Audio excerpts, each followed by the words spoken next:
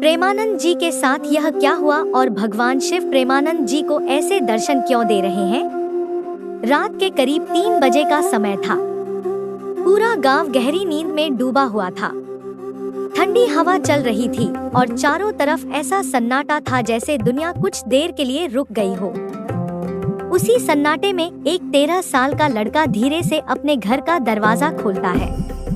उसके पास ना कोई पैसा है, ना सामान, ना कोई योजना, बस एक छोटी सी गठरी में 4 चीजें, एक गीता, एक आसन, एक पीतल का लोटा और एक संगीत चादर। वह कुछ क्षण के लिए रुकता है, पीछे मुड़कर अपने घर को देखता है, जहां उसके माता पिता गहरी नींद में सो रहे हैं। आंखों में हल्की नमी है, लेकिन दिल में अजीब साहस भी। मन ही मन वह प्रणाम करता है और चुपचाप घर से बाहर निकल जाता है। उस बच्चे को नहीं पता आगे रास्ता कैसा होगा, कौन मिलेगा, क्या होगा, लेकिन उसके भीतर एक आग जल रही थी, भगवान को पाने की आग। उस रात वो सिर्फ घर से नहीं निकला था, बल्कि एक ऐसी यात्रा पर निकल पड़ा था जो आगे चलकर हजारों लोगों की जिंदगी बदलने वाली थी। लेकिन इस कहानी का सबसे बड़ा रहस्य अभी बाकी है। उस रात घर से निकलने के बाद वो लड़का बिना रुके चलता ही गया। रास्ते सुनसान थे, तही पेड़ों की परछाइयां जमीन पर डरावने आकार बना रही थी, लेकिन उसके कदमों में जरा भी हिचक नहीं थी। ऐसा लग रहा था जैसे कोई अदृश्य शक्ति उसे आगे बढ़ा रही हो।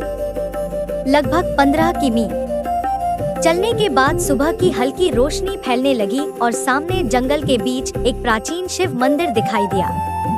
थका हुआ शरीर, खाली पेट और आंखों में पूरी रात की जागरण की थकान। फिर भी जैसे ही उसने शिवलिंग देखा, वो सीधे मंदिर के भीतर जाकर बैठ गया। उसके मन में बस एक ही भावना थी, अब वापस नहीं जाना। संगीत, जो भी होगा यहीं से होगा। घंटे बीतते गए, सुबह दोपहर में बदल गई। भूख धीरे धीरे शरीर को कमजोर करने लगी।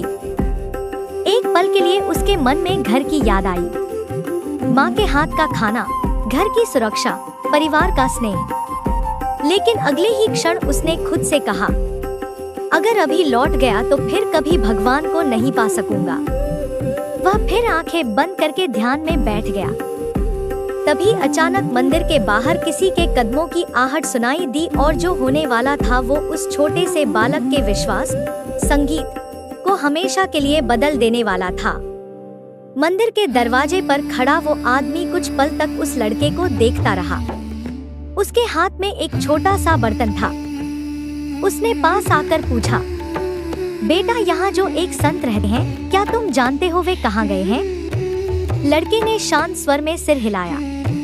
मैं तो अभी अभी यहाँ आया हूँ, मुझे कुछ नहीं पता। वो आदमी, संगीत, कुछ क्षण सोचता रहा, फिर बोला, मैं के लिए दही लेकर आया था। अब जब वे नहीं हैं, तो इसे वापस भी नहीं ले जा सकता। तुम ही पी लो। संगीत, इतना कहकर उसने वो बर्तन उसके हाथ में दे दिया और बिना कुछ और बोले चला गया। भूख से कमजोर हो चुके उस बालक ने अपने लोटे में दही डालकर पीना शुरू, संगीत, किया। एक लोटा, फिर दूसरा, फिर तीसरा। धीरे धीरे उसका पेट, संगीत, भर गया, लेकिन उससे भी ज्यादा उसका मन भर गया। कुछ देर तक वो वहीं बैठा उस खाली बर्तन को देखता रहा। उसके मन में एक सवाल उठ रहा था, मैंने तो किसी से कुछ मांगा भी नहीं, फिर यह सब ठीक उसी समय कैसे मिल गया जब मुझे इसकी सबसे ज्यादा जरूरत थी।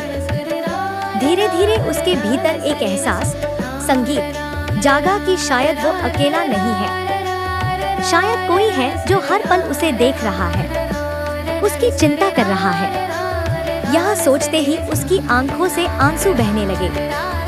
वो उठकर शिवलिंग से लिपट गया और रोते हुए बोला, अगर यह आपकी ही लीला है तो अब मुझे कभी अकेला मत छोड़ना। उसी क्षण उस छोटे से बच्चे का विश्वास पहले से कहीं ज्यादा मजबूत हो चुका था। उधर घर पर जब सुबह हुई तो सब कुछ सामान्य लग रहा था, लेकिन कुछ ही देर में परिवार को एहसास हुआ कि वह लड़का घर में कहीं दिखाई नहीं दे रहा। संगीत, पहले तो सबने सोचा शायद बाहर खेलने गया होगा। लेकिन जब काफी देर तक वो वापस नहीं आया तो चिंता बढ़ने लगी। धीरे धीरे पूरा घर बेचैन हो गया। माँ का दिल घबराने लगा और पिता तुरंत उसे ढूंढने निकल पड़े।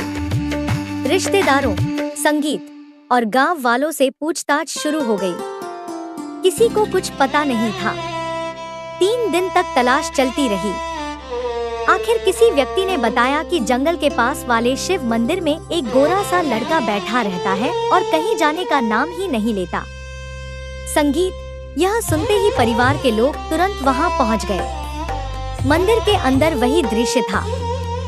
वो लड़का शांत होकर शिवलिंग के सामने बैठा हुआ था, जैसे दुनिया से उसका कोई संबंध ही ना हो। जब उसके पिता ने उसे देखा तो पहले तो राहत मिली, लेकिन अगले ही पल चेहरे पर कठोरता आ गई। उन्होंने उसे आवाज दी, खड़े हो जाओ। लड़का चुपचाप बैठा रहा। दूसरी बार आवाज दी गई, फिर भी कोई प्रतिक्रिया नहीं। तीसरी बार पिता की आवाज और कठोर हो गई। तब धीरे से उसने आंखें खोली, पिता की ओर देखा और शांत लेकिन दृढ़ स्वर में कहा, अब यह जीवन भगवान का है, मैं घर वापस नहीं जाऊंगा। उस छोटे से बालक के मुंह संगीत से यह शब्द सुनकर वहां खड़े सभी लोग स्तब्ध रह गए। पिता कुछ क्षण तक उसे देखते रहे। उनके चेहरे पर गुस्सा भी था, संगीत दुख भी और कहीं गहराई में गर्व भी। उन्होंने फिर से कहा, बेटा, यह जिद है या सच में तुमने सब छोड़ दिया है? लड़का अब भी शांत बैठा था। उसकी आंखों में डर नहीं था, बस एक अडिग विश्वास था। उसने धीरे से कहा, मैं वापस नहीं जाऊंगा, चाहे जो हो जाए। मंदिर के भीतर कुछ पल के लिए गहरा सन्नाटा छा गया। पिता की आंखें भर आई।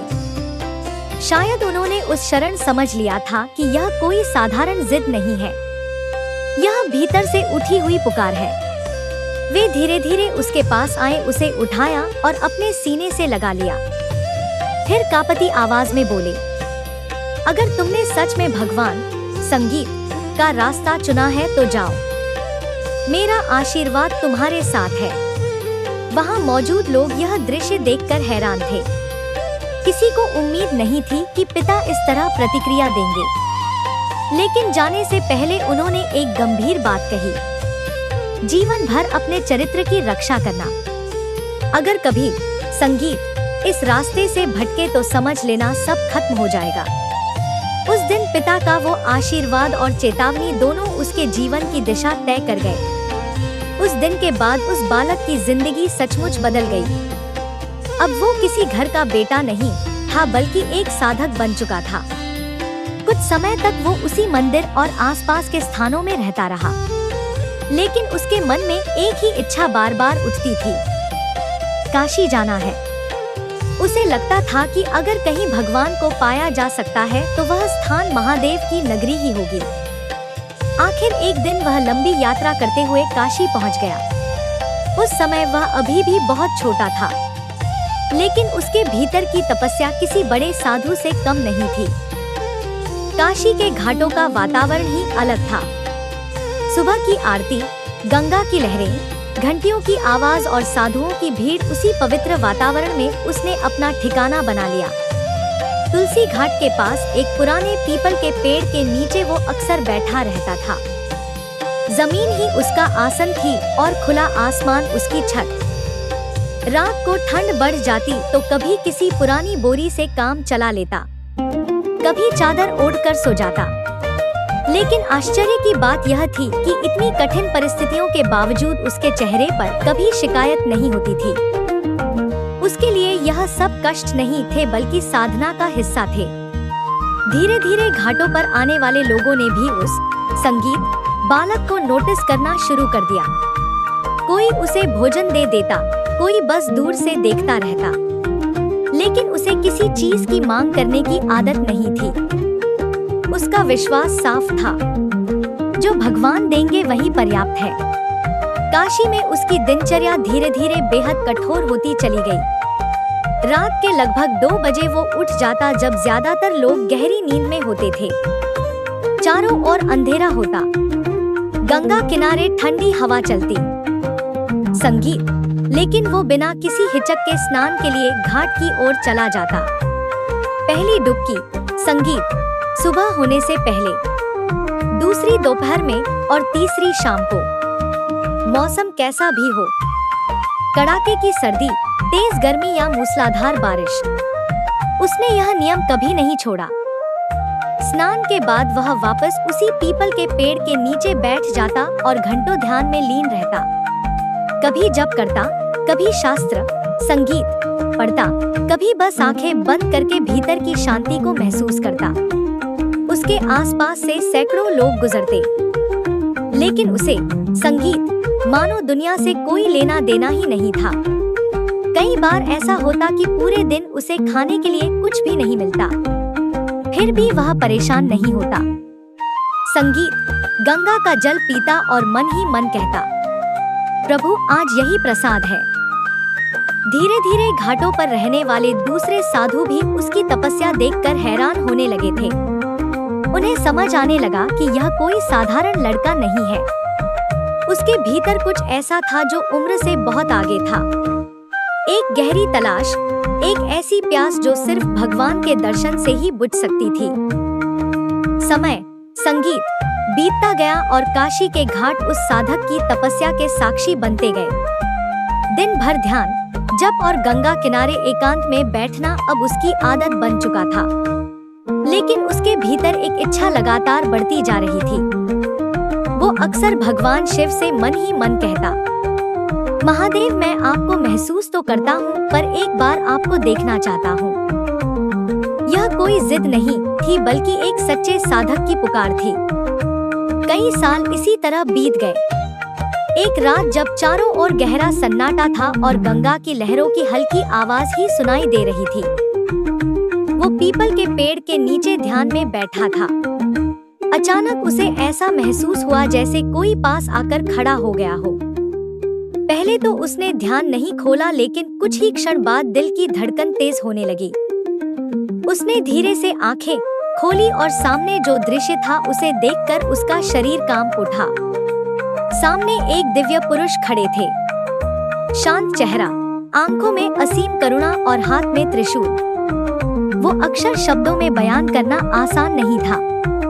वो तुरंत जमीन पर गिर पड़ा और दंडवत प्रणाम करने लगा।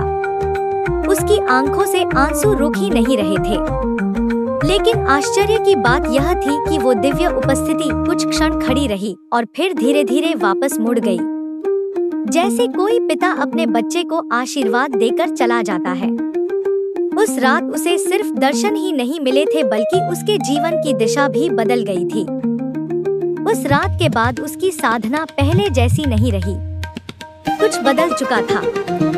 पहले वह भगवान को खोज रहा था, लेकिन अब उसे महसूस होने लगा कि कोई उसे आगे किसी और दिशा में ले जाना चाहता है। ध्यान में बैठते समय उसके मन में बार बार एक ही नाम आने लगा, वृंदावन। पहले तो उसने इस विचार को अनदेखा किया। वो सोचता मैं तो महादेव की शरण में आया हूँ। फिर यह वृंदावन का विचार बार बार क्यों आ रहा है? लेकिन जितना वो इसे दबाने की कोशिश करता, उतना ही यह भाव भीतर गहराता जाता। एक दिन घाट पर बैठे बैठे उसके पास एक संत आए और बोले, यहाँ एक लीला का आयोजन हो रहा है, चलो दर्शन करने चलते हैं। वो साधक स्वभाव से एकांत प्रिय था, इसलिए उसने पहले मना कर दिया। उसे भीड़ पसंद नहीं थी, ना ही तमाशा। लेकिन वो संत बार बार आग्रह करते रहे। आखिर उसने सोचा शायद इसमें भी कोई संकेत हो। वो उनके साथ चला गया। वहाँ पहली बार उसने रास लीला का दृश्य देखा। मंच पर श्री कृष्ण की लीलाएं चल रही थी, भजन गूंज रहे थे और भक्त भाव विभोर होकर देख रहे थे। शुरू में वह बस शांत होकर बैठा रहा, लेकिन धीरे धीरे उसके भीतर कुछ पिघलने लगा। संगीत, उसे ऐसा लगा जैसे यह सिर्फ नाटक नहीं है, इसमें कोई गहरा रहस्य छिपा है। संगीत, उस रात जब वो वापस लौटा तो उसका मन पहले जैसा नहीं था। अब उसकी संगीत साधना में एक नया भाव जुड़ चुका था, प्रेम का भाव। उस दिन के बाद उसका मन बार बार उसी लीला की ओर खींचने लगा। जो साधक पहले भीड़ से दूर रहता था, अब हर शाम चुपचाप जाकर वहीं बैठ जाता। मंच पर चल रही रास लीला देखते हुए उसके भीतर एक नया अनुभव जन्म लेने लगा। पहले उसकी साधना तपस्या जैसी थी, कठोर, शांत और एकांत से भरी हुई, लेकिन अब उसमें प्रेम जुड़ने लगा था। हर दृश्य देखते हुए उसकी आंखें भर आती। उसे महसूस होने लगा कि भगवान सिर्फ ध्यान में नहीं, लीला और प्रेम में भी मिलते हैं। 1 महीना इसी तरह बीत गया, लेकिन जैसे ही लीला समाप्त हुई और कलाकारों ने लौटने की तैयारी की, उसके मन में अचानक खालीपन छा गया। उसी क्षण उसके भीतर एक विचार बिजली की तरह कौंधा, अगर यह सब वृंदावन में होता है तो मुझे वहीं जाना चाहिए। यह विचार आते ही उसके भीतर बेचैनी बढ़ने लगी। अब ध्यान में बैठते समय भी मन बार बार वृंदावन की ओर भागता। आखिर एक दिन वो लीला मंडली के प्रमुख के पास गया और बहुत विनम्रता से बोला, मेरे पास धन नहीं है, लेकिन अगर आप मुझे अपने साथ रख ले तो मैं सेवा कर दूंगा। बस मुझे वृंदावन पहुंचा दीजिए। उस संत ने मुस्कुराकर उसकी ओर देखा और कहा, वृंदावन आने की चिंता मत करो, वहां पहुंच गए तो खुद ठाकुर संभाल लेंगे। यह वाक्य साधारण था, लेकिन उसके दिल में सीधा उतर गया। उसी क्षण उसने तय कर लिया, अब जीवन का अगला कदम वृंदावन ही होगा। कुछ समय बाद अवसर भी आ गया। एक संत की मदद से वो यात्रा पर निकला और कई पड़ावों से गुजरते हुए आखिरकार मथुरा पहुंच गया। शहर उसके लिए बिल्कुल नया था, ना कोई परिचित, ना ठहरने की जगह। कुछ लोग उसे अपने साथ एक गेस्ट हाउस तक ले गए और बोले कि अभी बुलाते हैं। वो बाहर बैठकर इंतजार करता रहा, लेकिन वे लोग लौट कर नहीं आए। रात गहरी होती चली गई और वह अकेला वहीं बैठा रहा। तभी एक अजनबी वहां आया और उसने पूछा, बाबा यहाँ अकेले क्यों बैठे हो? जब उसने पूरी बात सुनी तो बिना एक पल सोचे उस साधक को अपने घर ले गया। उस रात उसे भोजन मिला, छत मिली और मन में एक और विश्वास जागा। जब इरादा सच्चा हो तो रास्ते अपने आप बनते जाते हैं। अगली सुबह वो यमुना स्नान करके केशवदेव मंदिर पहुंचा। जैसे ही उसने भगवान के दर्शन किए, उसके भीतर का भाव उमड़ पड़ा। वो वहीं खड़ा रोने लगा, इतना कि आसपास के लोग भी रुककर उसे देखने लगे। किसी ने उसके गले में माला डाल दी, किसी ने चरण स्पर्श किया, किसी ने प्रसाद दे दिया। भीड़ बढ़ती गई पर उसे कुछ होश नहीं था। उसके मन में बस एक ही प्रार्थना थी, मुझे वृंदावन पहुंचा दो। आखिर एक भक्त आगे आया और बोला, बाबा चलिए मैं व्यवस्था कर देता हूँ। कुछ ही देर में गाड़ी तैयार थी। लगता था जैसे कोई अदृश्य हाथ उसे धीरे धीरे उसकी मंजिल की ओर ले जा रहा हो, वृंदावन। आखिर वो दिन भी आ गया जब वह पहली बार वृंदावन की धरती पर उतरा। चारों तरफ मंदिरों की घंटियां, गलियों में गूंजता राधे राधे और हवा में एक अजीब सी शांति। जैसे ही उसने उस भूमि पर कदम रखा, उसके भीतर कुछ टूट कर बह निकला।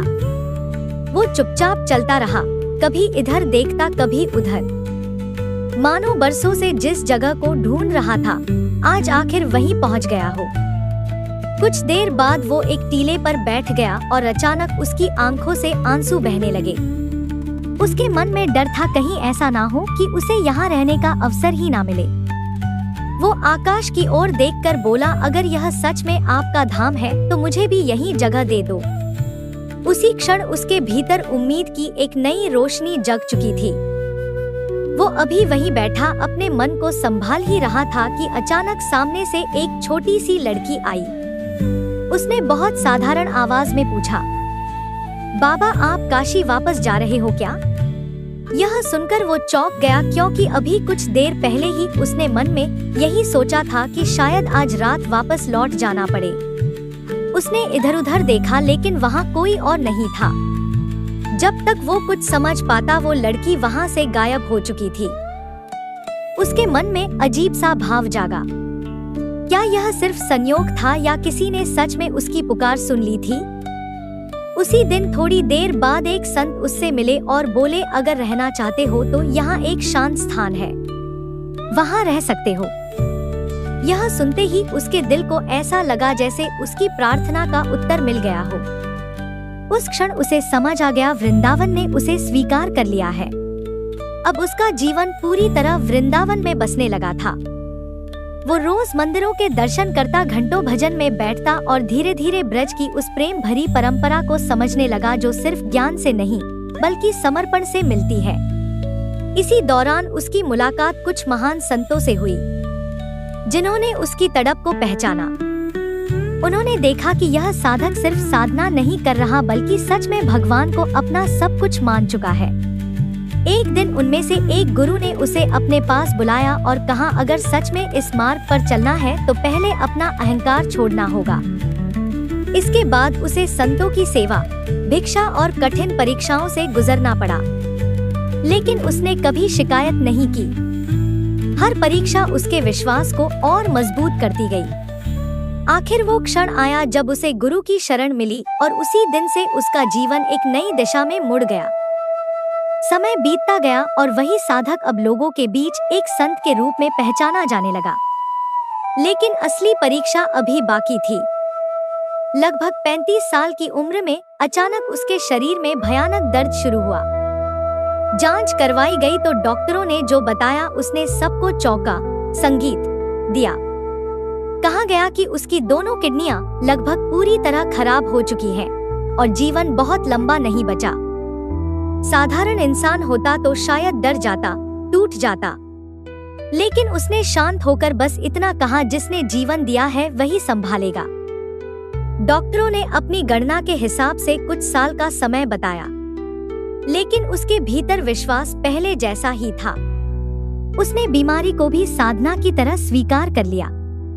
दर्द था, कमजोरी थी, लेकिन उसके चेहरे पर वही शांति बनी रही।